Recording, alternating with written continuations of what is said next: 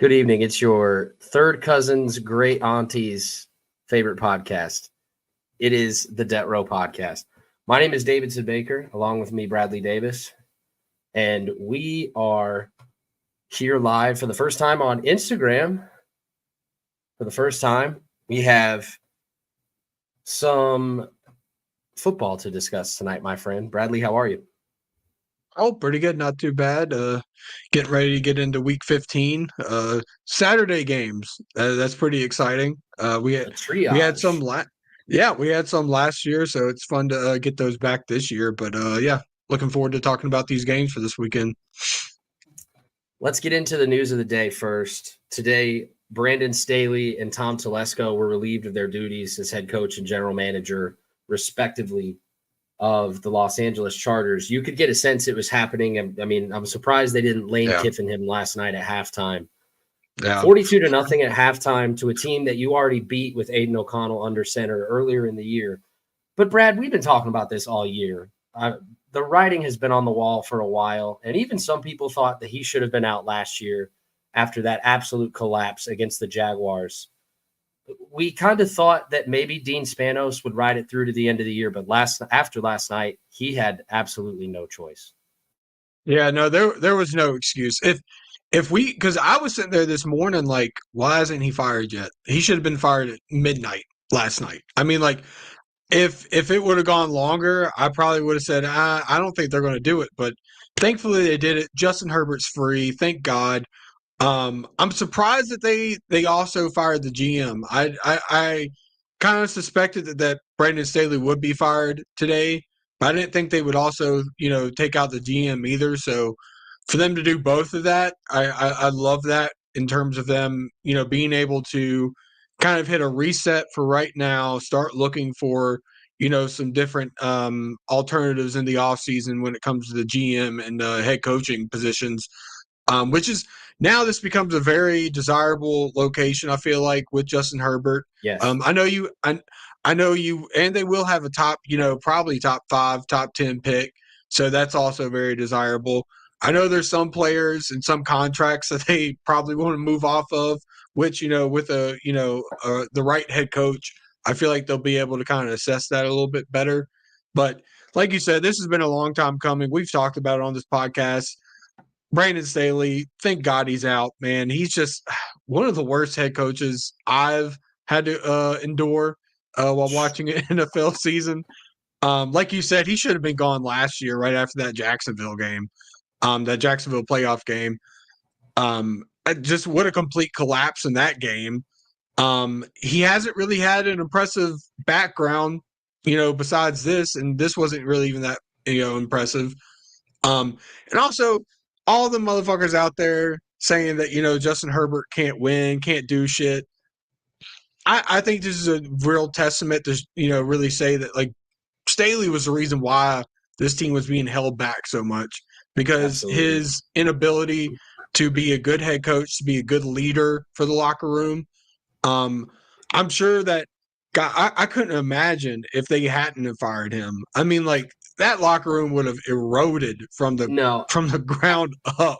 I mean, they were already on their way to losing out anyway. Um, Yeah, but I mean, the lack of effort last night, it looked like yeah, you had 2 5-8 teams take the field last night, and one of them looked like they actually, even if they realistically don't, have something to play for in the Raiders, and then you had one team in the Chargers that looked like they were the Patriots. They looked like they were a yeah, 3-10 team with yeah, absolutely nothing to play for. It looked like they wanted to go home from the opening kickoff. You said the right head coach.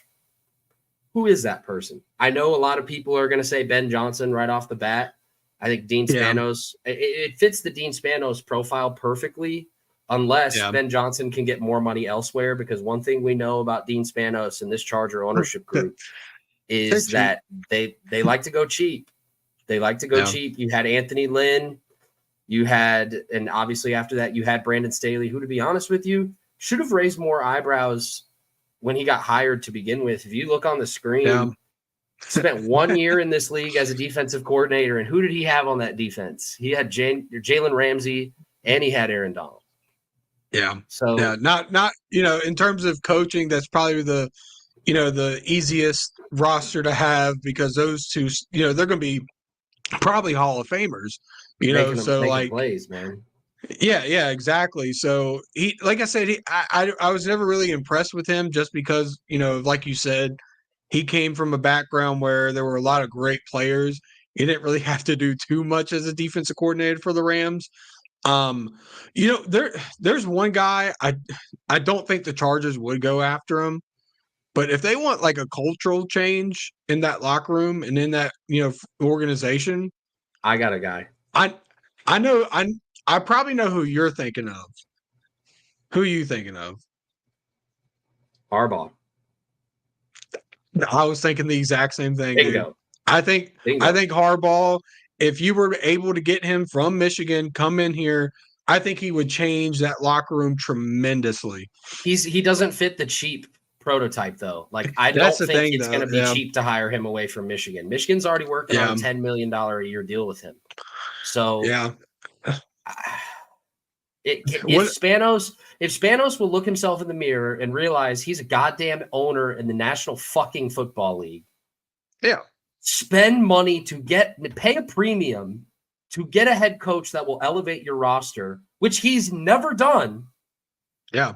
Then maybe we're having a different conversation next year. But until he does that, it's going to be more of the same. And on the topic of Tom Telesco, Brad, I thought this was also a very long time coming. He lasted there for way longer than he should have. 11 years as general manager. He had some great seasons. They won the AFC West during Patrick Mahomes' rookie year. But, I mean, on top of that, you had the Quentin Johnston pick last year over Zay Flowers. And do not give me anything that leads to him getting credit for Justin Herbert. Justin Herbert fell in their lap, brother. Yeah, exactly. And like going into that draft, a lot of people weren't that like people were high on Justin Herbert, but they didn't think that he would be, what he is right now. So like you said, that he fell into the lap, but like, the past 11 years, like what have the Chargers shown? Like in terms of, building rosters that are very talented, having, a couple winning seasons, they haven't shown shit. Like just overall, this franchise historically has had great quarterbacks come through their building and not do anything. No, like they've only been to one Super Bowl in their whole entire franchise. They haven't even got back to one since when was that? Like the 80s or something like that, 70s. So like, yeah, so like at this point, it's like I feel like he has to change. He has to do it. He has to go out, spend big money on a head coach. You've gone way too long going the cheap route. You've got to bring someone in that's going to change the locker room, change the culture, and bring guys in that he likes and that's going to elevate the roster from what it is right now. I know I've also heard rumors about potentially maybe Bill Belichick coming. I don't know. I don't think that would happen whatsoever because Bill would want to come in there and take full control of the whole entire fucking franchise, which I don't know if that would be the case. And I don't know if they would kind of cough up the money for Bill either. But it probably will be Ben Johnson. I think if I had to bet on it, it would probably be Ben Johnson, which I wouldn't hate that. But I think there's a lot of question marks with Ben Johnson just because we don't know what he is as a head coach. And right now the Lions offense hasn't really looked all that great. So like they've kind of kind of played down to what they have been early on in the season. But I mean, I would still like it because I think there's a lot of potential with him as a head coach. But Harbaugh would be my pick. I think that he would come in there and change life in LA. Agreed. Yeah. Best case scenario. But they'll probably hire someone cheap like Bobby Slowick or someone like that. General manager will be a fascinating hire as well. Yeah. Another guy that I would really like, and his name hasn't really been, brought up. I don't actually know his name, but the OC for the Texans. That's Bobby Slowick. Oh, it's Bobby Slowick. Okay, Bobby yeah. Because I mean, he kind of comes for the Shanahan tree, so like, I would really like That'd be the that if most you were to come in Chargers there. hire of all time, bro. It would be. It It would really be. would.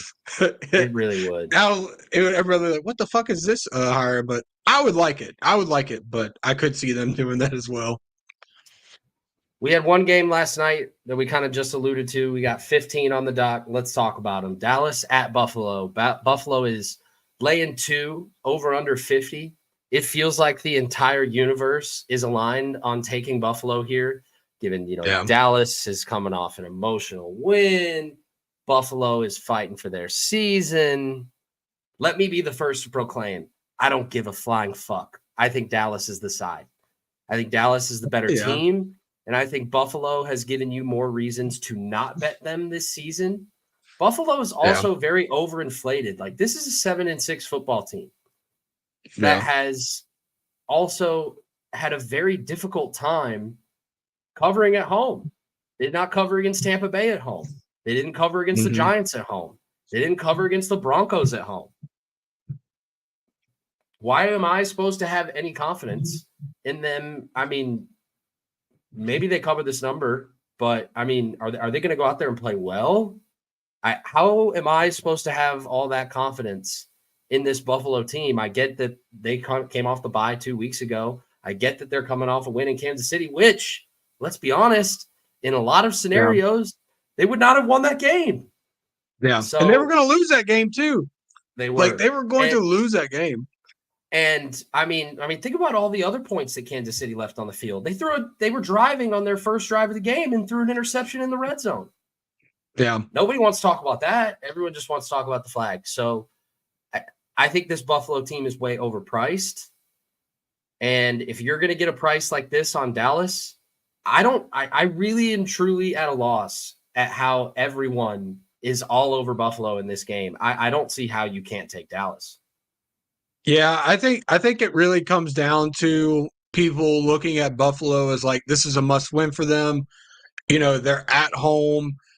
Dallas, while they play really good against kind of weaker opponents, they haven't really played all that great against, better opponents, except for the Eagles. I feel like, with a lot of like the 49ers and things like that. I know they played really well against Seattle and they won that game, but that was kind of like a tough matchup where they let Seattle do kind of whatever they wanted to. But I'm kind of with you. This game opened up, I think, at like 3.5 at Buffalo being favorites at 3.5, and it's gone all the way down to 2. I mean, so give me a break. Yeah, I like Dallas at 3.5. I like them even more at 2.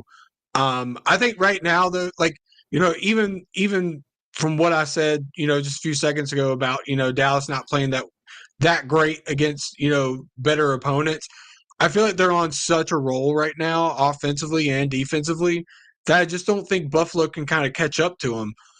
Buffalo, like you said, they've been very inconsistent. And without a Kadarius Toney offside penalty, they lose that game. They don't win that game. Yeah. Kansas City comes out on top of that game. So I think with Buffalo's inconsistencies and Dallas playing at a pretty high level right now, I can't trust Buffalo, even if they were at 3.5. I can't do it. I don't know how you could. And in the last 20 years, the Cowboys are third on the list of teams that have the highest point per game differential that are underdogs going into a game. Those last two were the 2019 Ravens were underdogs against the Steelers. They won that game. The second was the 49ers in 2019 against Lamar during his MVP season. The 49ers lost, but they did cover in that game. So against the spread, that stat is 2-0, not a huge sample size. But I too like Dallas. Let's talk about Lamar. They go to Jacksonville. That line on the screen is wrong. Jacksonville is plus 3.5 at home against the Baltimore Ravens. Total of 42.5. Spoiler alert. Pick 5.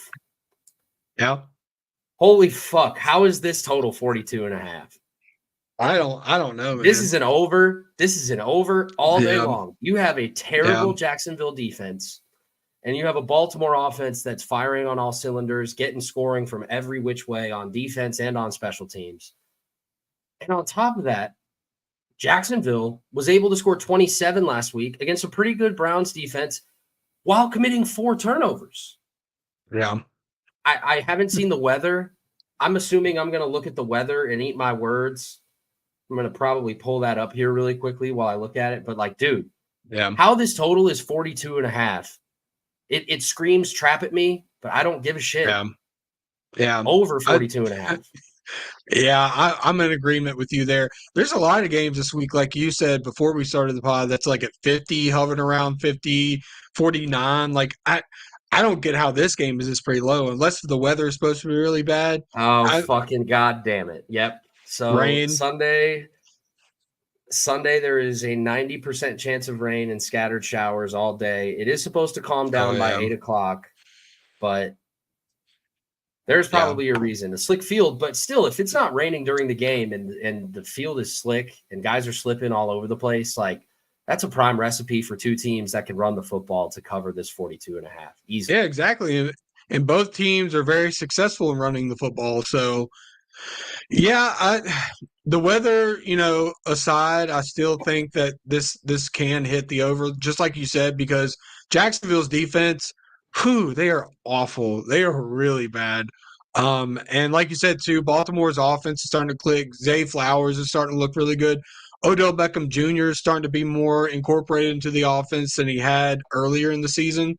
So that's also very exciting. But I think the side is Baltimore this one, because Jacksonville, man, I can't trust him right now. And Trevor Lawrence, he's playing injured.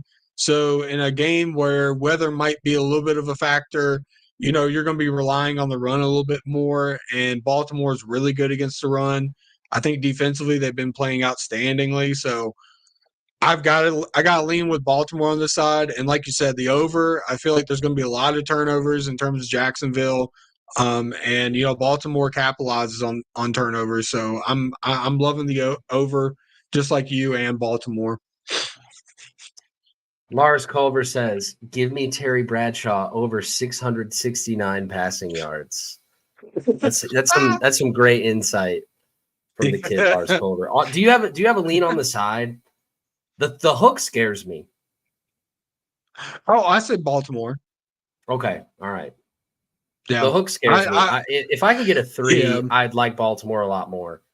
But yeah, I don't think Jacksonville's offense can keep up with Baltimore's off. Like, I don't think they can do it, especially with, like I said, with Lawrence playing injured and he's been turning over the ball a lot. I don't see them being able to catch up with them. So I understand the hook, but I'm still leaning Baltimore in it. I think it's Baltimore -3 or no bet, personally. Yeah.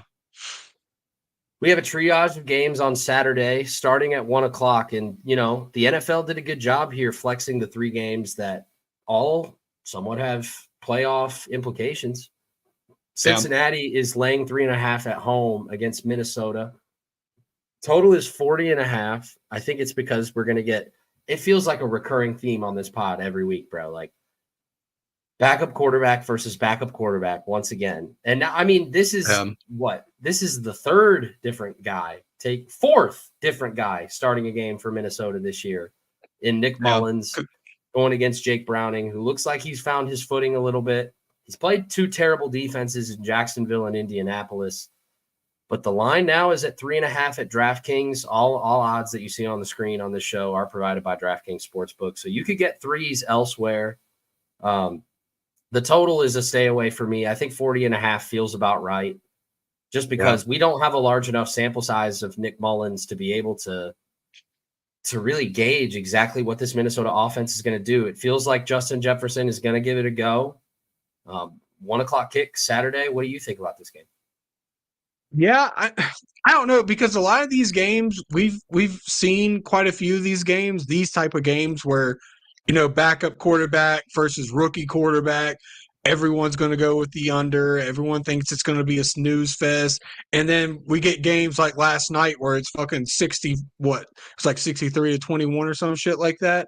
So, like, I don't know if I can slam the under, because it's just, this is one of the weirdest years also in the NFL, because you have so many, starting quarterbacks getting injured, and then everyone going like, well, this is going to really suck. And then you have like two of the highest scoring games of all time since like 2003, I think. So Yeah. like it's crazy. It's one of the craziest years, but I'm probably going to lean Cincinnati just because I think right now they're playing a little bit better than Minnesota. I mean, we're talking about a Minnesota team that was only able to score 3 points against the Raiders last Sunday. So But how can you not throw that out the window with what we saw I last know, night I from I 0 I to know it, 63? and that's why I'm like, I don't know if I would trust the under because it's so flip flop this year. It's like Yeah. one week a team will play really bad, and the next week a team will come out and drop 50 points out of nowhere. It's insanity. But I just you're playing with a rookie quarterback who hasn't really had a lot of experience. Browning has been playing really well. Minnesota's defense is kind of back and forth. One week they'll show up and play really well, and the next week, they'll look kind of flat. Cincinnati still has playmakers on their squad. Joe Mixon's starting to really pop off for them. Chase is still playing really well. And Cincinnati's at home, so like I like that more too. So I'm gonna lean with Cincinnati. The points, I don't know because I could see it going either way. So I probably wouldn't touch the points, but if I had to, I would probably go the over just because of how insane this year has been. I think Cincinnati has found a new groove in the last couple of weeks. I hate Yeah. 3 and a hook. I don't trust 3 and a hook, but if I can get a 3, I really like the Bengals in this spot just because, I mean, Nick Yeah. Mullins you got to prove it to me, man. You got to prove exactly. it. We were talking about this game a little bit off the air before we started. There's a lot of ways this game could go. Pittsburgh is at Indianapolis. It's pretty much a pick 'em. You could get Indianapolis at -1.5 or Pittsburgh at +1.5, whatever you prefer, depending on where you shop. Total at 42.5. However, it's at 42 now on DraftKings, 42.5 everywhere else. I said to you before we started, Indianapolis Colt overs have been printing money all season long. Josh has entered the chat, by the way. Hello, Josh. We miss you. Oh, And says the Colts are free. I do love the Colts. Austin Niemeyer enters the chat and says Steelers money line. So we have a little bit of a fight in the chat. But yeah. that being said, Indianapolis, to me, I slightly lean Indianapolis here. I would not be surprised, though, if Pittsburgh wins. I do think, though, that the under, even though overs have gone 10-3 in Indianapolis games this season, man, that under is tempting with Trubisky under center. But can you trust Indianapolis's defense is the question, because they are horrid on that side of the ball. If Trubisky goes out there and slings it, I mean, what the fuck are we doing here, bro? Yeah, no, like you said, we talked about this before the pod started. Give me the over. Give me the over. Dome game. You can't trust both defenses. I think this is another scenario with the Cleveland and Colts game where PJ Walker went out there and slung it around. Oh my God. Dude, that game was do you remember that? What was it? Yeah. What was it like 38-35, 38-36? Yes. I feel like this game can kind of turn into that. No, listen, I don't trust Trubisky, but in this kind of scenario where I don't really trust the Colts defense, and I've seen them give up a lot of points to pretty mediocre backup quarterbacks to really bad quarterbacks, and I saw Pittsburgh let Bailey Zappi do whatever he wanted to him. I'm liking the over. I know Jonathan Taylor's out, so that they'll be missing him, but Moss has been a really good running back for them all year as well. So like, I don't really see like a huge drop off in production in terms of the run game, and Pittsburgh really isn't that great in the run game as well defensively. So like, I don't know. Give me the over on this one. I'm not going to pick a side because I can't trust either team, but the over, I'm loving the over in this game. So let me just say this. In 14 games involving the Pittsburgh Steelers this season, they have gone over this hypothetical total of 42.5 one time. That was the Patriots game? No, because that was 39, No? 21-18. Oh, that's That right. was Yeah. week 2 on Monday Night Football when the first play of the game was a Oh, pick wow. Yep. six, Yep. and the Steelers scored 26 points without being in the red zone one time in the second half. So Oh, realistically, God. realistically, like on a real planet where football games go normal, the Steelers are incapable of being in games where over 42 and a half points Yeah. are scored. Um, you know, I love the under in this spot. I'm not going to lock it up on this show, but I'm too scared to take either side. And that Like I leads said, us. Go ahead. I get it. I get it, but I don't know. I just feel like it's going to be one of them games where everyone's expecting the under, just like probably like last night, where everyone's like, "Oh, this is going to be an ugly game. I'm not even going to watch it," and then it becomes But like a shootout. You're like, "Oh my But god!" how can you expect the under when Indiana, like I said, it's really a colliding of two worlds where the over has Yeah, hit in 10 of 13 Colts games, and only one game this season that Pittsburgh's been involved in has gone over 42 and a half. Fascinating stuff. I lean the under. yeah. The best game on Saturday, Detroit at Denver. Anyone holding Detroit, or that's completely flip-flop. Denver at Detroit. Denver is at 7 wins right now, and their season win total was 8.5. So if you're holding an over or an under Denver season win total ticket, you are very nervous as to what the Yeah. result of this game ends up becoming. Detroit laying 4.5 at home, over under 48. I'm pretty stumped as far as who to take sidewise in this game. I could see Detroit winning like a 24-20, 28-24 type game. This is going to be the game on Saturday I completely stay away from because the total Yeah. seems pretty sharp. Detroit's defense has shown that it has quite a bit of holes, and the offense has really put on the brakes in the last 3 weeks. The Green Bay game, they turned the ball over 4 times.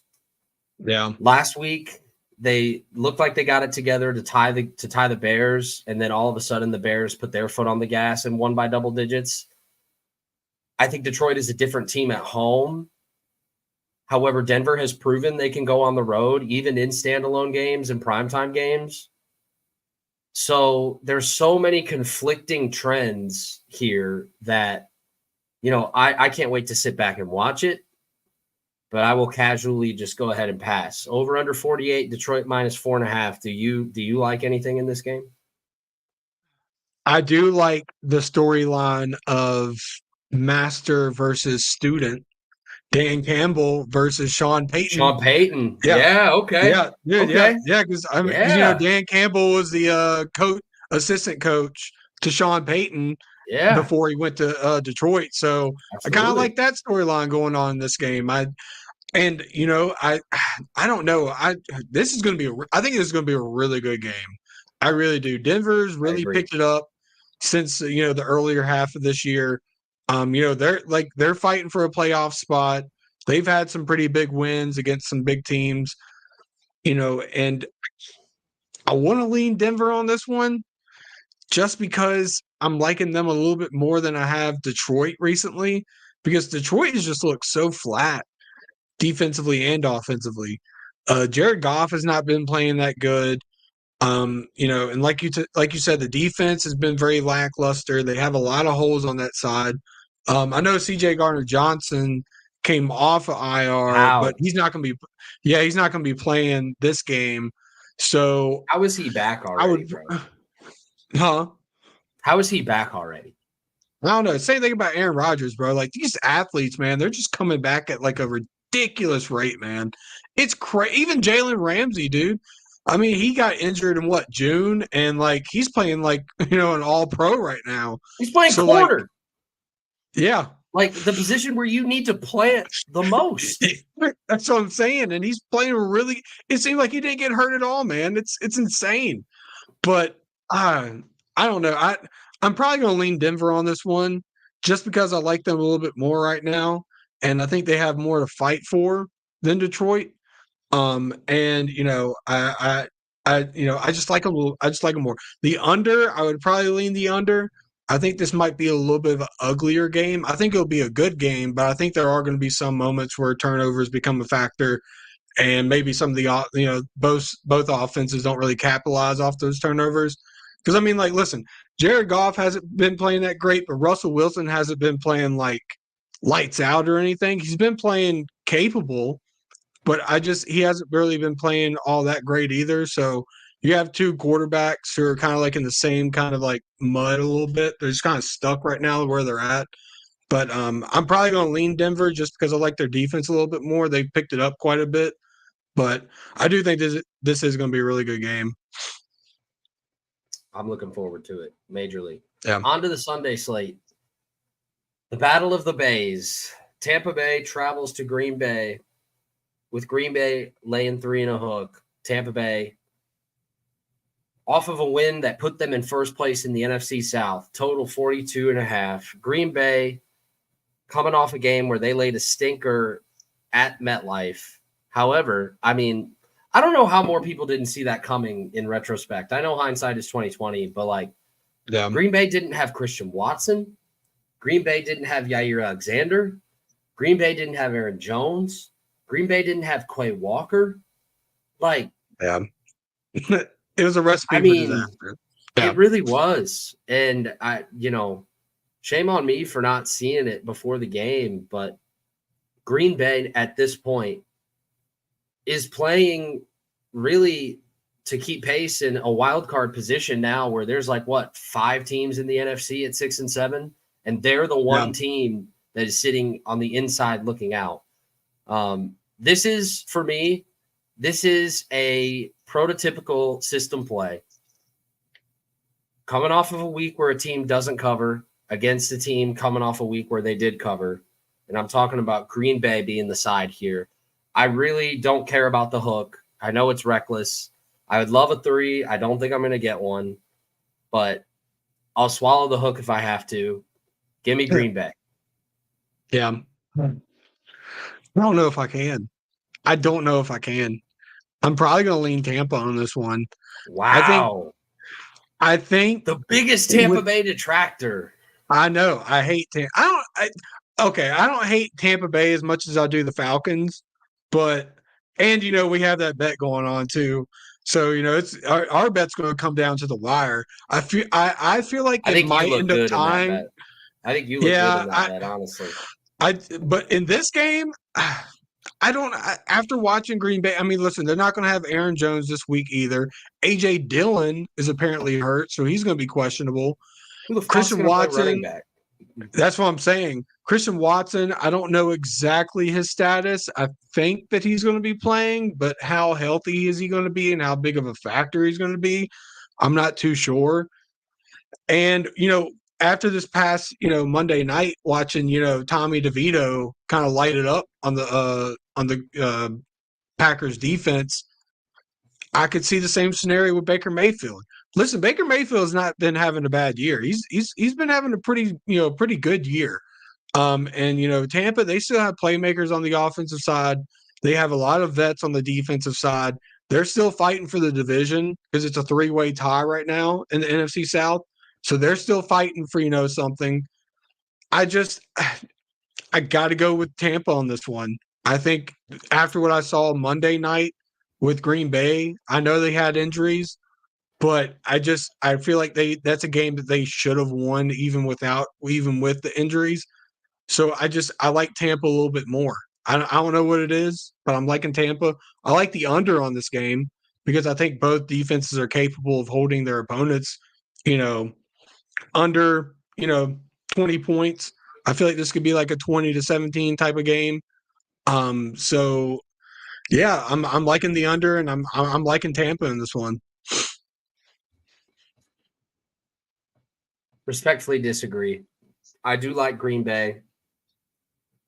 LaFleur, 50-35 all time against the spread as a head coach.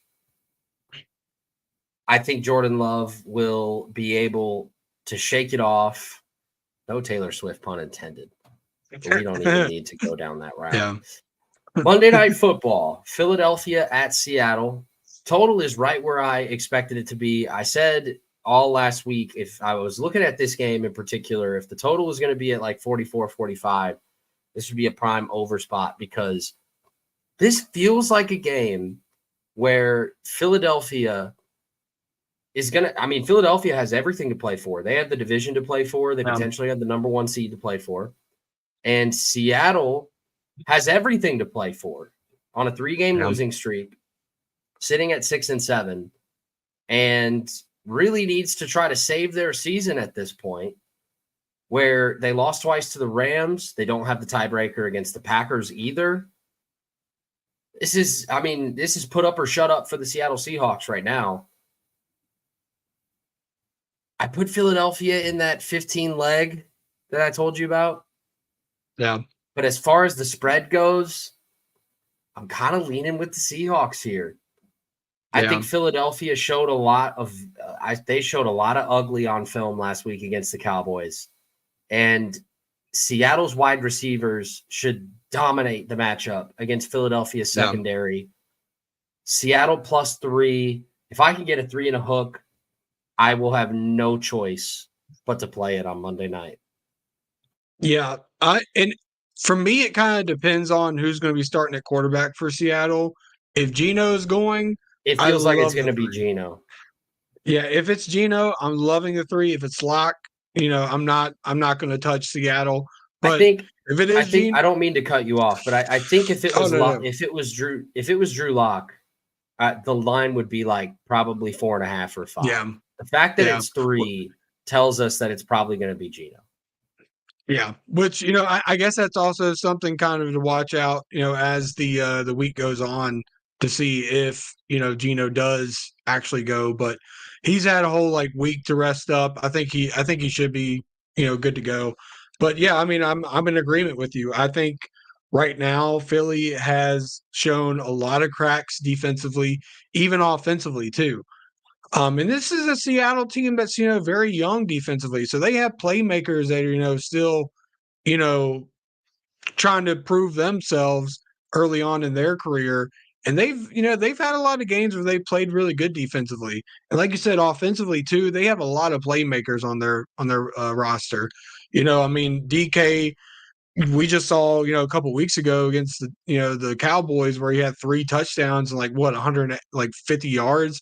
So he has the capabilities of having games like that, and especially against a Philly defense that has just not been playing well in the secondary. Whew, and especially with Jackson Smith-Njigba, he's starting to kind of come into his own, in the later half of this year. So you're going to have a lot of playmakers that you're going to have to try to shut down, and especially a running game too with Walker and Charbonnet. Yeah. So I'm with you. I'm liking Seattle on this one. I also feel like they could probably outright win this game, just because I feel like they have a lot on the line. They're still fighting for a playoff spot. They're still one of those teams that are in the hunt. Philly is coming off 3 straight weeks of not really looking that impressive. Yeah, I mean, just give me give me Seattle, which is crazy because I feel like a couple of weeks ago I probably would have told you no, but now it's I can't trust Philly to really impress me enough. They haven't really impressed me enough to feel comfortable taking them to cover any kind of spread just because their defense has been playing pretty piss poor, to be honest. And Seattle, to be honest with you, the last 2 weeks has hung in there. They hung in there with Dallas. They hung in there with San Francisco. I think Seattle is clearly the side. Yeah. So as we move along to a game that you and I both, and I know Josh as well, are all aligned on. Yeah. Chicago +3 at Cleveland. We talked a lot about this game at length. Well, not this game, but we talked a lot about the Bears at length on Monday. This is the most important 4 weeks of Justin Fields' career. Yeah. Okay. I think that can be universally agreed upon because these next 4 weeks are going to determine not only where he plays next year, but whether or not Chicago has a new coach, whether or not he gets traded. And if he gets traded, whether or not he's worth the amount that some GMs believe that he is. These next 4 weeks for Justin Fields, the whole league is going to have an eye on him to kind of gauge what his value might be in case Chicago shops him in the offseason, given the fact that they're more than likely going to have the number 1 pick in the draft.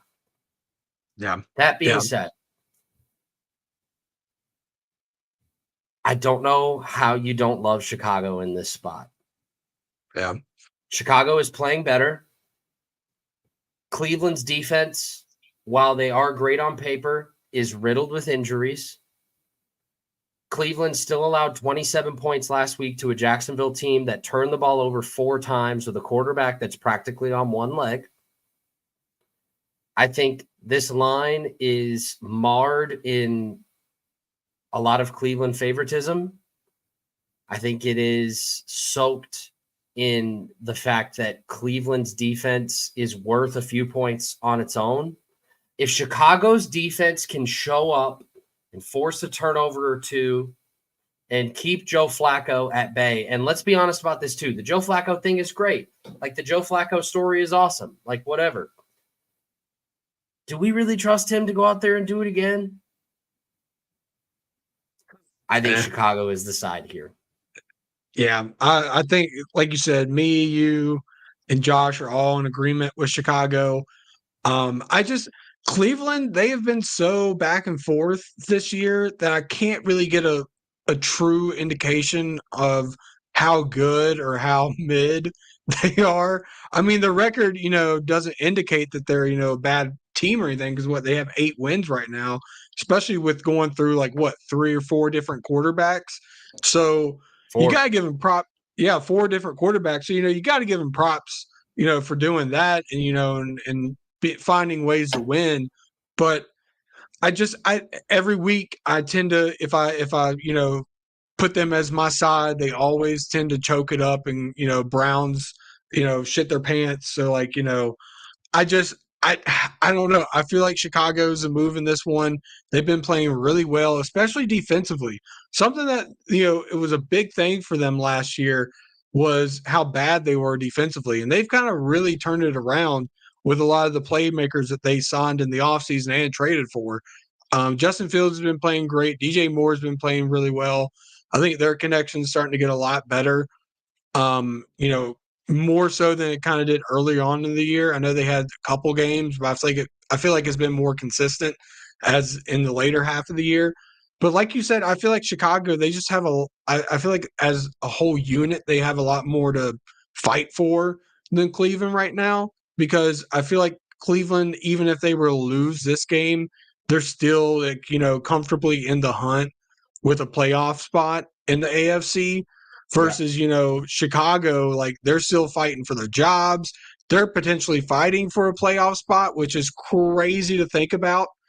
Because, if you would have told me 4 weeks ago that, Chicago would be, kind of in the playoff, picture hunt, I'd be like, get the fuck out of my face. That's not happening at all. But somehow they've kind of snuck their way into it. Do I think they can do it? I don't necessarily think so, but they get some wins, if they go on a winning streak, there's a huge possibility that they could. And and like you said too, Justin Fields, he's fighting for his job. He's got to play really well and rack up some wins before the end of the season. And I think right now Chicago has just been playing a little bit better than Cleveland, so I feel like Chicago is a move. Even if he does play well the rest of the season. And dude, like we talked about this for 20 minutes on Monday with Josh. This is going to be the most fascinating conversation to have in NFL circles for the next 4 months, 4 plus months. The draft is April 27th, April 28th. Yeah. I think the thing that keeps coming back to me on the conversation of Justin Fields and whether or not you dump him and trade him somewhere else to draft a Caleb Williams, the thing that I can't get out of my head, no matter how well Justin Fields plays the last 4 weeks of the season, is Justin Fields has a 5th-year option coming up in April. Chicago knows. Be a big thing too. Chicago knows that they are going to have to make a decision on Justin Fields' 5th-year option after the draft. So essentially, they have to make his decision on the fifth-year option before the draft. Yeah. Because you're not going to draft Caleb Williams and keep Justin Fields on the roster. You're going to make that decision before the draft. Not only to mention, on top of it, Justin Fields, I still think he's going to be a starting quarterback in this league. I have full confidence in Justin Fields being a starting quarterback in this league. Do I feel like he's going to be the starting quarterback for the Chicago Bears? That's a better question, because guess what? After next year, Justin Fields gets a lot more expensive. Justin Fields' salary is going to double. Yeah. Which, I mean, you can restart the clock. Go ahead. Oh, yeah. To kind of go off of that, I feel like if you were to trade him, it might be a little bit more enticing to teams, because they trade for him. He might be a kind of a low buy, where you can get him for, maybe a second, maybe a third round pick, and if it doesn't work out, you can cut him. You don't have to re-sign him. You can walk him right into free agency if you trade for him, which I know in retrospect, a lot of teams would probably look at that and be like, oh my God, you threw away a third round draft pick on a quarterback that you just let walk the next year in free agency if he doesn't pan out. But I think in retrospect, it's also, you're looking at it as, if you trade away a third round draft pick and he plays just as good as he is right now on a better kind of built roster that kind of suits him a little bit better, say like the Falcons or say like the Vikings, I don't think they would trade him in division, but who knows? Anything's possible. Then you're like, wow, we got a huge steal. I think overall for the Bears, I feel like either scenario is going to be a win for them. It's, if you win out this season, that's fair. If you win out this season, Justin Fields plays great. The offense looks a lot better than it did last year. The defense looks a lot better.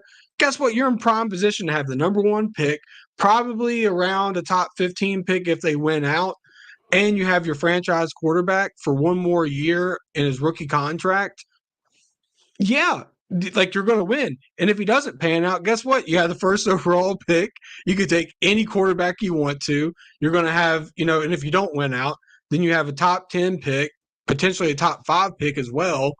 And you have all this cap space. So, for me, and we've talked about it, I feel the Bears long term are set up pretty solidly. I feel like overall they're going to have a really bright future either way. Either way it pans out for them. But man, like you said, it's going to be very fascinating to see what they do in the offseason and how it all pans out, after this season. Because, I mean, they could potentially be looking for a new head coach, potentially maybe not a new GM, because they recently just got a new GM, didn't they? Who, Chicago? Yeah. Ryan Poles was the GM. Ryan Poles became the GM whenever they hired Eberflus. So okay, yeah. So it's because previous GM Ryan Pace drafted Justin Fields. Yeah. So, and like you guys have talked about, he doesn't have any ties with Justin Fields. So if Fields doesn't pan out, he's not going to feel really sad about it. He's going to be happy that, hey, guess what? We still have the number 1 draft pick. We're going to have a top 10 draft pick, and we can get some draft capital for Justin Fields. As a Bears fan, I would be really excited about the future. Really excited. I think they're set up really well. It's just a matter of, are they going to make the right moves? And are they finally going to feel comfortable about a quarterback that they feel that can actually produce for them better than, like we were discussing, like Jay Cutler. It's been pretty bad for the Bears quarterback wise. So hopefully it works out for them. All right, let's ring the song.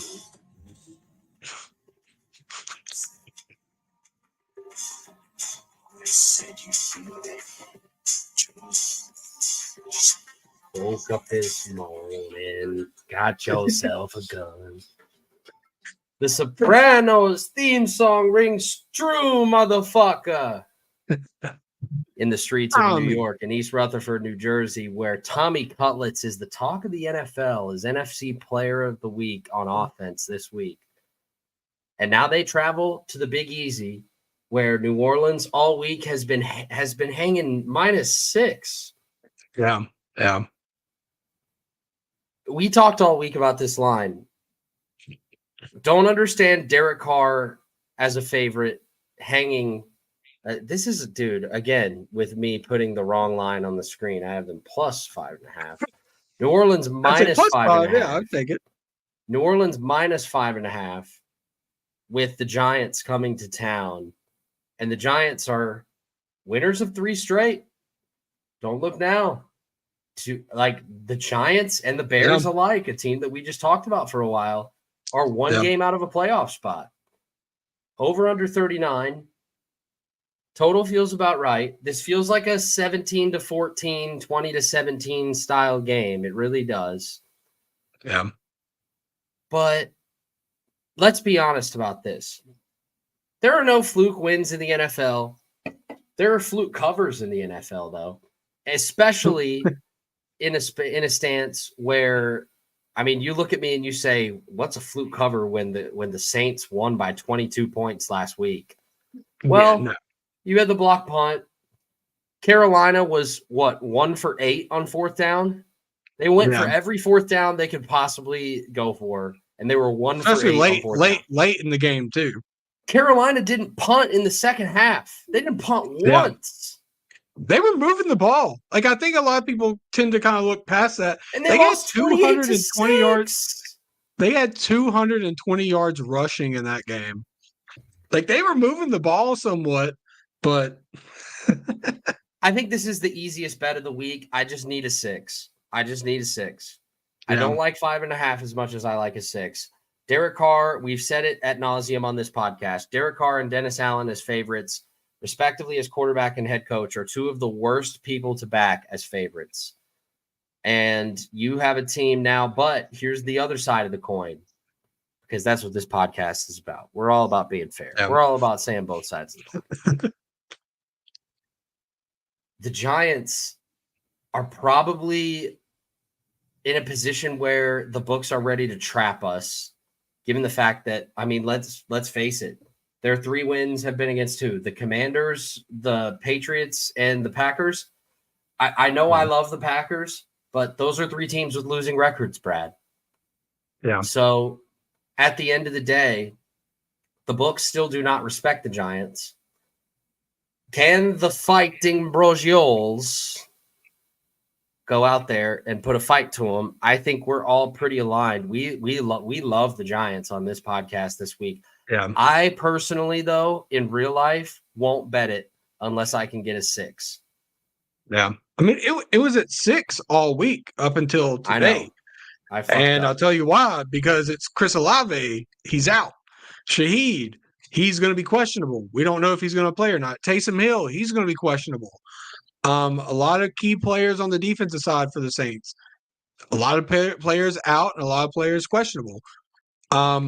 And like you said, too, Dennis Allen and Derek Carr as favorites, get the fuck out of my face. That's not happening.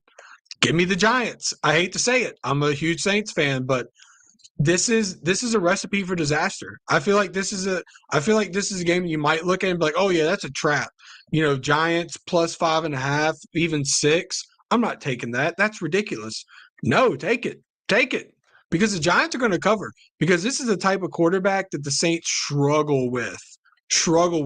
Mobile QBs that can make plays outside of the pocket, they are defenseless against it. They are defenseless.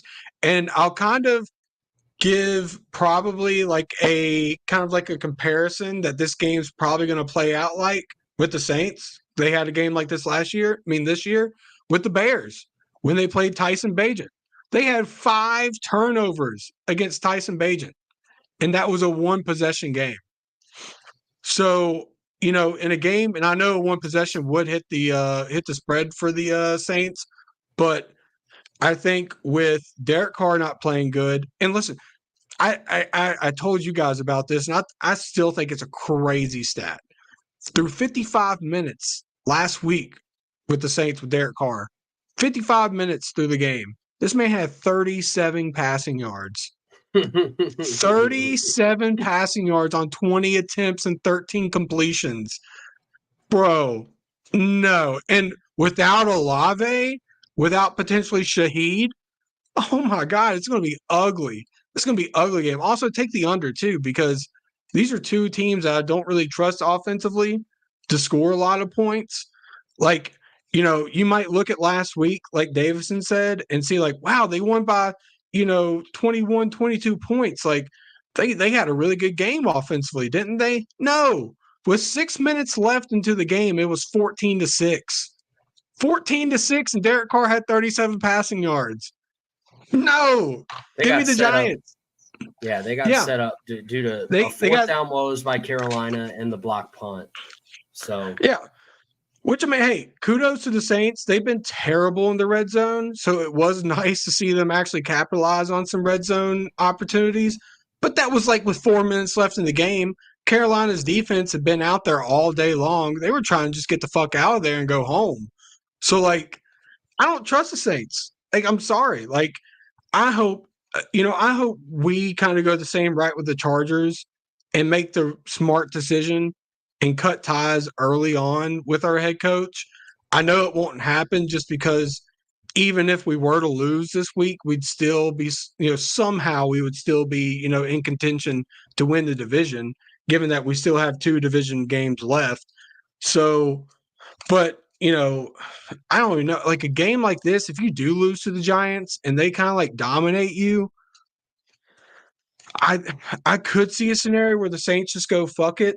We're not going to keep Dennis Allen around. It's not worth it. It's not worth fighting for a division win. Let's just cut ties. Let's start our process early on in terms of looking for a head coach.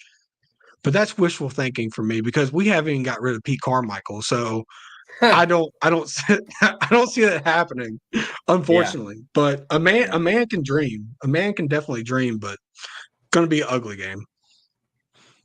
This line has been jumping anywhere between 8 and 9.5 all week. Miami -9 at home against the Jets. Over under 37. This one is a complete stay away for me. If you like teasers, I'm out on teasers after I've had such a horrid year betting them. Yeah. I could see you doing a 7-point teaser and taking Miami down to -2 because I don't see a way the Jets win this game. But again, we just talked about the NFC Offensive Player of the Week. How about AFC Offensive Player of the Week? Zach Wilson. Yeah. How about the that, MILF dude? Hunter. How about the it? MILF Hunter himself, bro. Yeah. I don't know. I know Tyreek is questionable. I know he's been dealing with some injuries, so that's also something to keep an eye out on this game. But I think either way, I feel like Miami's a side on this one. It is a lot of points, but I don't trust the Jets offensively. Miami's defense has been playing pretty well these past few weeks. And, while Zach Wilson had a pretty good week, this past Sunday, I just don't see him, sustaining that success against a Miami defense that's been playing really well. And, it's going to be very fascinating too with the Jets because they're kind of in a sticky situation where, they brought in Rodgers, but, unfortunately he got hurt, so we didn't really get to see him this year. And they're kind of like sneaking around in terms of draft capital at like the 9th, 8th, 7th pick right now. It could go a lot of ways just because there are so many teams in 5 and 8. Like they could end up, they could really like depending on how their season ends and how the other teams that are hovering at 5 and 8 seasons ends, they could really be picking anywhere between 5 and 12. Yeah, and and then you start, and if that's the case, you really start wondering, do we take a quarterback? Do we? I know some Jets fans want to, but does Aaron Rodgers want that? And he's basically calling the shots. I think that's the thing, but I don't know because do you take the quarterback? Do you bolster up your offensive line that's been playing very piss poor? Do you get another defensive player to help out that defense? Make it really, really good.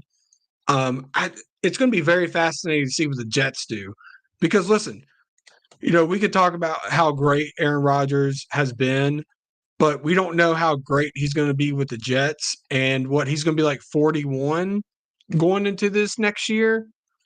I think he's going to be 41, 40, 41, 42, something like that. he's getting up there in age. And 40. I don't see a scenario 40, so he's going to be 40. 40. So, and I don't think they're going to keep Zach Wilson. I think they cut ties with him after this year. So, you have to start thinking, and I know it's crazy because you just got him, but you got to start thinking about life after Aaron Rodgers, someone who hasn't even played a snap on your football team yet.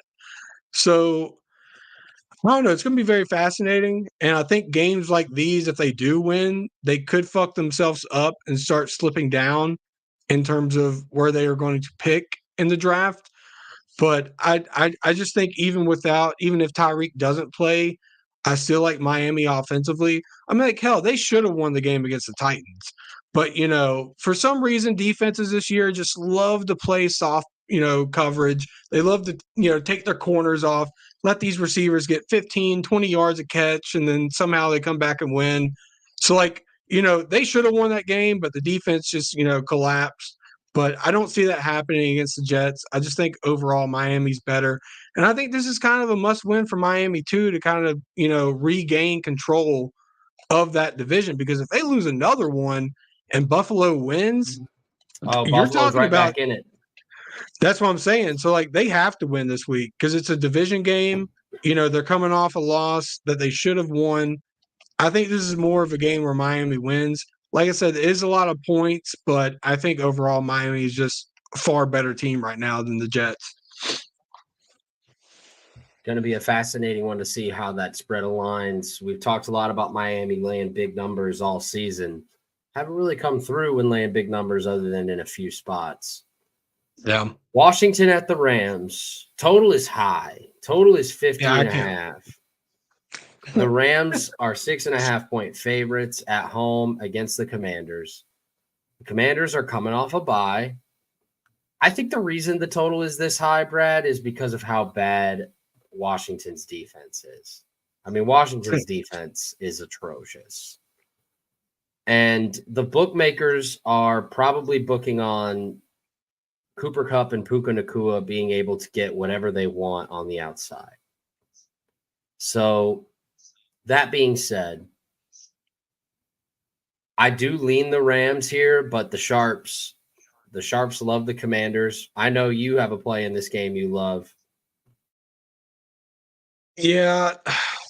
50 points, really? I understand it. I do understand it. Both teams have shown capabilities of putting up a lot of points. Both defenses have shown a lot of cracks, and they kind of both played kind of inconsistently. But 50 points, I can't do it. I can't take that. That's a lot of points for both teams that have just been kind of more inconsistent.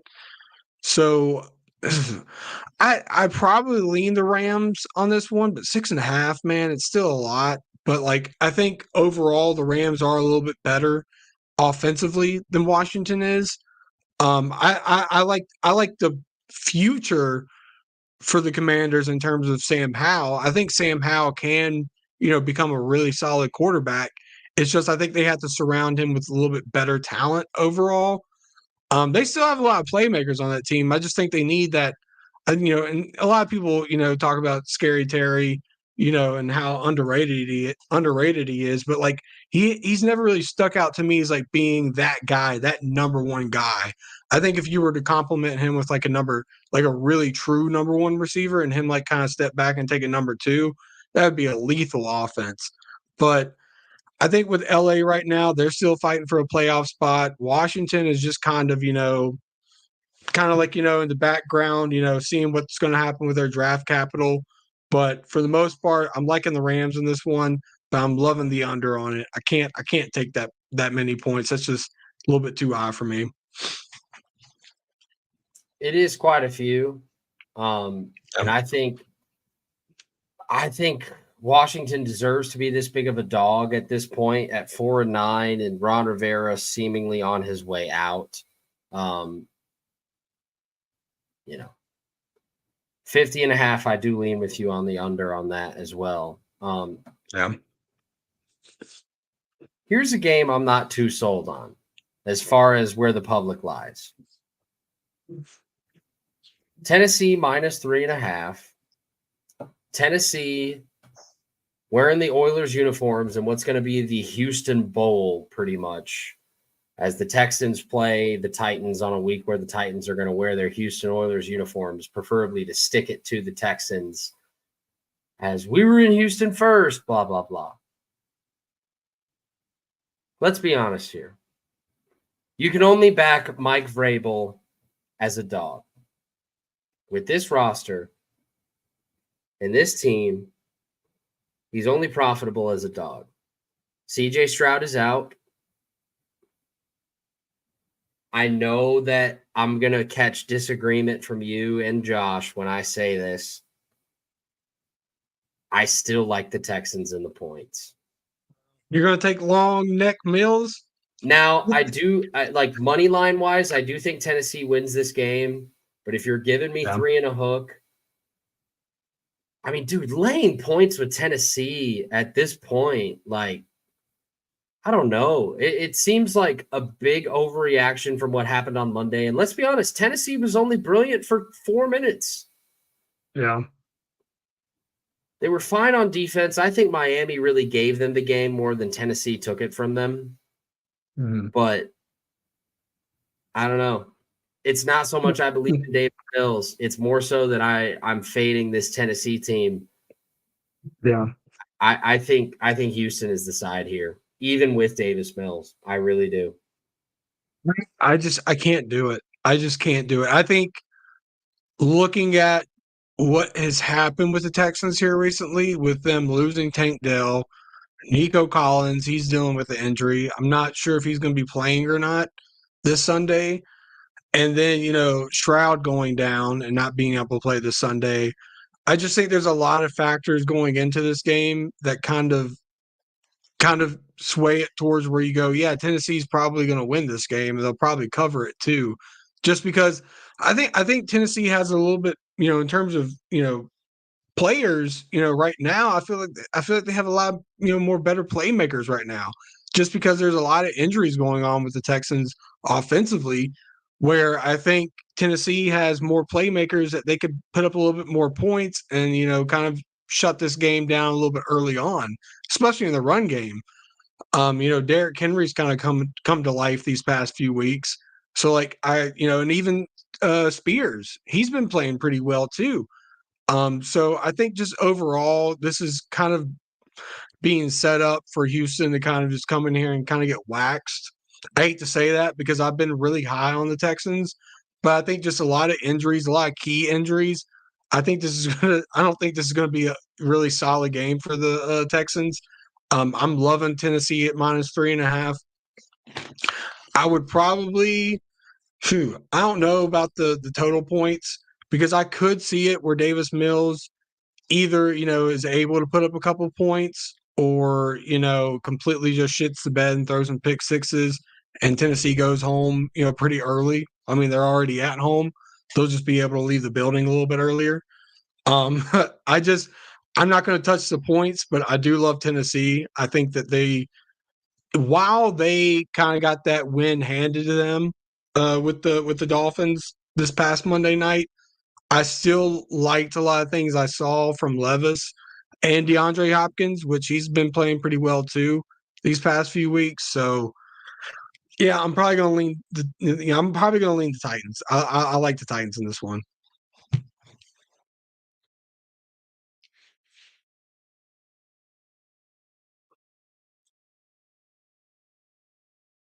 You're muted. Whoops. New England getting 8.5 at home, 8 depending on where you look, at home against Kansas City. Let's talk about the history of Bill Belichick being a touchdown or more underdog at home. And I get it. This is a Bill Belichick coach team that is by far the worst team he's ever had as a New England Patriots head coach. Oh, but the facts are facts. And the stats are since 2001, which was Bill Belichick's first year as head coach of the New England Patriots, or not first year, but since 2001, The Patriots have been 8-point dogs or higher, or touchdown dogs or higher, I should say, at home. Those 3 instances. Last year, they were 7.5-point dogs against the Bills. They won outright. And then before that, you have to go all the way back to 2001, the year they won the Super Bowl, by the way, the year they won their first Super Bowl, by the way. They were 8.5-point dogs at home against the greatest show on turf. Lost, but covered. And also in that year, they were 11.5-point dogs to Peyton Manning and the Colts. You want to guess what the final score was? Try 44-13 Patriots. Oh my God. God damn. 44-13. That was just a precursor for what was to come. You know? Yeah. That was just a prelude of what was to come with the Patriots. So 3 times in Bill Belichick's career as Patriots head coach since 2001, he's been a touchdown or larger favorite at home, or touchdown or larger underdog at home, rather. And they're 3-0 against the spread. I give you the floor, having given you that information. Yeah, I don't care. Kansas City's covering. Kansas City's covering. There's no way that they're going to choke up this game. I think this is going to be a game they come out here and listen. I know Pacheco is going to be out, so that's kind of a key to their offense in terms of the run game, because Pacheco's been playing pretty well this year, like really good. He runs the ball super hard. I love Pacheco, but it looks like he's going to be out this week. But I don't see a scenario where Kansas City lets New England hang around. I think the Chiefs defense is too good for Bailey Zappi, Mac Jones, whoever the fuck plays quarterback for them to hang around. I think this is a game that Kansas City needs to kind of boost up their confidence. And I think they're going to come out here and smack the shit out of the Patriots. I don't see a scenario where the Patriots cover this. Cool. Bailey Zappi had a really good game against the Steelers. This ain't the Steelers. So, yeah, give me Kansas City. I think this is a bounce back game offensively for them as well. And listen, I will give, and this wasn't something I really noticed. The Patriots defense has been pretty solid this year. Like, they've been pretty good. But I think just offensively, they haven't really been able to pick up much of anything. So that's why, a lot of these games are getting blown out, or, it's a larger loss margin than it should be. But I don't see a scenario where Kansas City comes in here and plays flat. I think this is almost a must win for them to kind of, like I say, get their confidence back into them. I'm going with Kansas City. I would probably lean the under, just because I think Kansas City can put up probably about like 31 points and kind of hold New England about like 3 points. I just don't see a scenario where New England's able to move the ball. I think this Kansas City defense is better than what they have had in previous years. And like I said, cool story. Bailey Zappi had a really good game against the Steelers. I don't see it happening this Sunday against the Chiefs, which is crazy because on this pod we've talked about how I don't really trust the Chiefs, and I don't think a lot of people on this pod trust the Chiefs. But I can't trust the Patriots. I think they're kind of in a point where they're going to be looking at getting probably the second overall pick, and Bill Belichick's probably going to be gone. And, they're going to be looking at a whole new kind of rebuild mode going on over there. So, I don't know. As much as I don't trust the Chiefs, I can't trust New England either. So, I'm going to have to roll with Kansas City on this one. Is going to be gone. Yeah. San Francisco at Arizona. Arizona opened at 13.5. They're down to 12. Obviously, people like betting Arizona here as home divisional dogs, almost 2 touchdown dogs. Over under 48 seems pretty high, especially with an Arizona team that, you couldn't move the ball against the Rams, and you're supposed to expect me to believe that you're going to move the ball against the 49ers? Yeah. Not touching this game, not even a little bit. I do expect a comfortable San Francisco win, though. What do you say? Yeah. Last week I was like, yeah, Seahawks are covering. That's way too much points. And they were covering for the most part up until like the last Well, they covered the closing line. They didn't cover yes, your yeah, line, I but know they covered the closing line. that was a disappointing thing. So I'm not going to touch this game because I'm not going to trust anybody against the 49ers. They've been playing really well. I can't trust Arizona. It's crazy to think that you can't trust a team to cover at 12, but because these are NFL teams, usually you expect them not to be blowouts, but I just can't trust it. Arizona, while they've shown flashes this year, they're not a good football team. They have a lot of areas that they're going to have to build off of in the draft and through free agency. I don't trust the Cardinals. They've been kind of up and down, especially like I said, for a team that's not really that good. I'm not going to trust them. San Francisco is going to continue to win to hold on to that first seed. So yeah, this is a good team versus bad team scenario right here. So yeah, I wouldn't say, speaking of good team versus bad team for this next game, because yeah, I don't think Atlanta is a good team, but let's call it mediocre team versus good team. yeah. Atlanta at Carolina. We put Carolina at the bottom of this show every single week. Poor Josh. Poor Josh. I'm just going to I say couldn't right now, imagine. though. I would not be surprised if Carolina wins this game. No, what? No, no. I I'm would not. not. I'm not. No, I would not I even would touch not. Carolina. I would not touch Carolina with a 20-foot pole. That ain't happening. I would not touch them. I get it though. I get why you would. I totally get it, but I can't trust them. Especially last week, how badly the Saints played, like offensively, it was awful, and they still couldn't cover.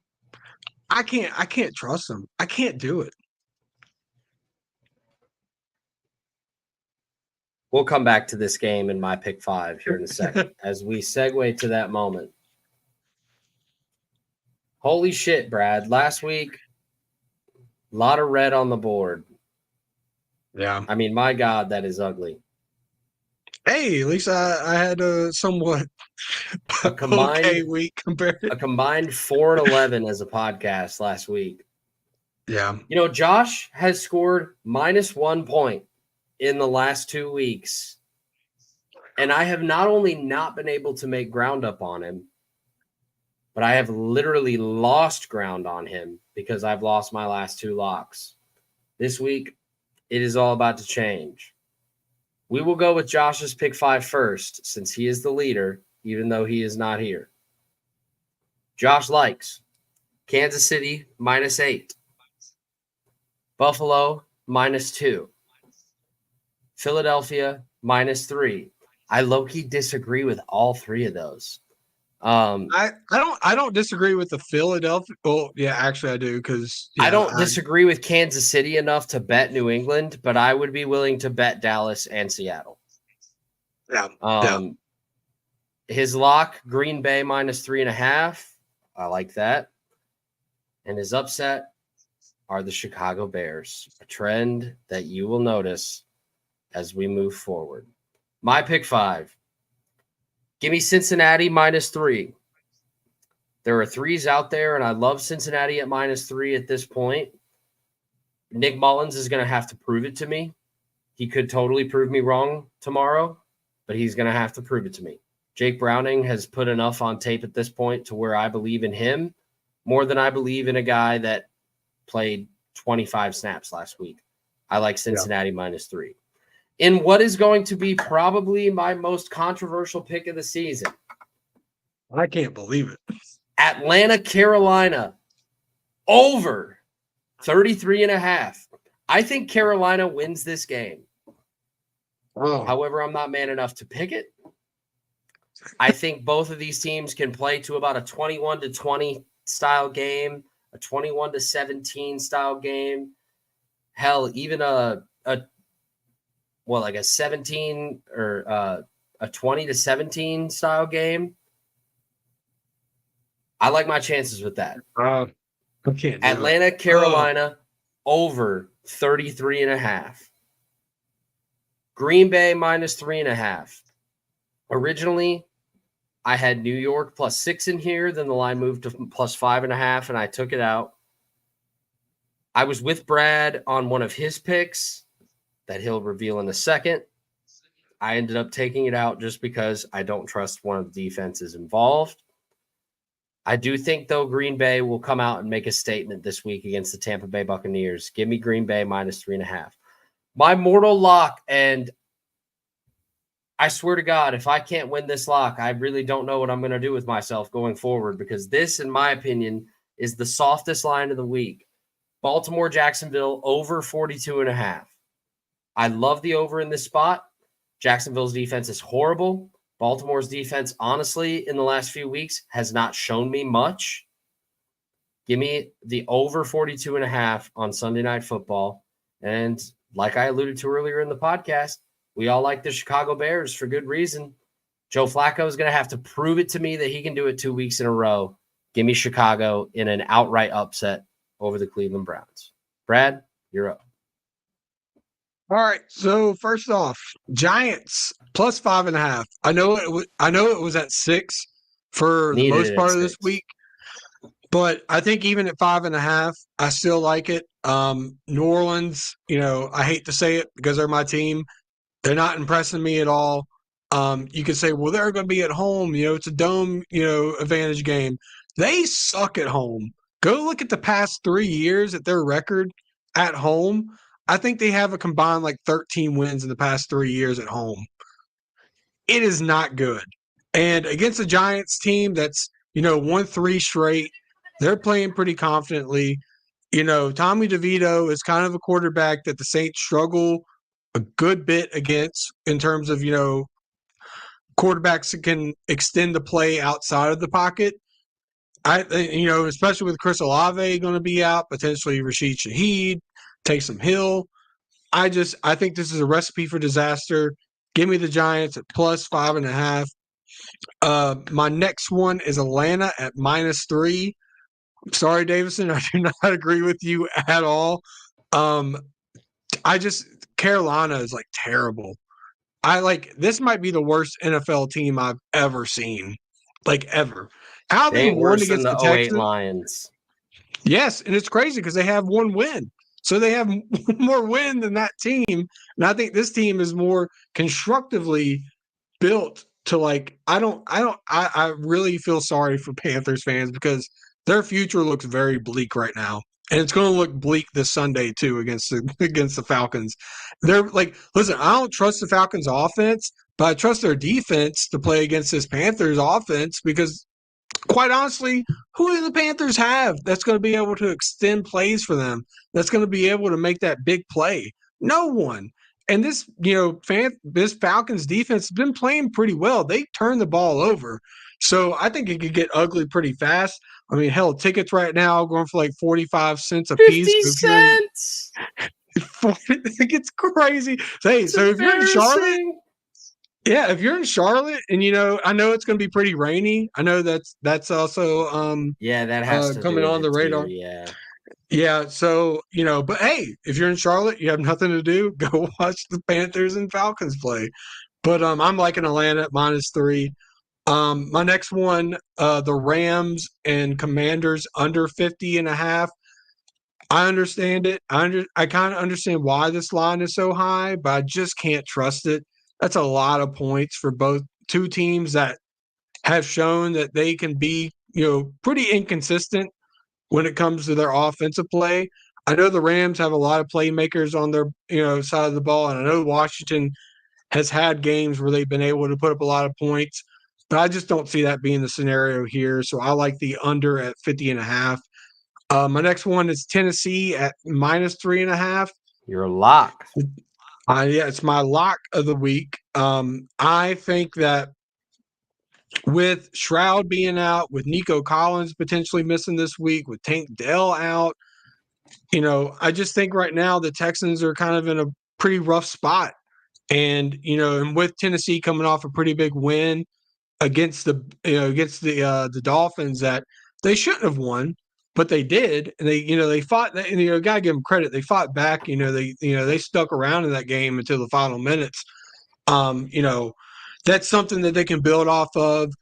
And, they're also a team too that's kind of sneaking into the playoff contention in terms of, the AFC wildcard spot. So, they also have something to fight for. So I'm just liking Tennessee a little bit more. They're a little bit more healthier. A lot of their playmakers are starting to kind of come back to life in the later half this year. So give me the Titans at -3.5. And then I'm all in agreement with Josh and Davidson. Give me Chicago.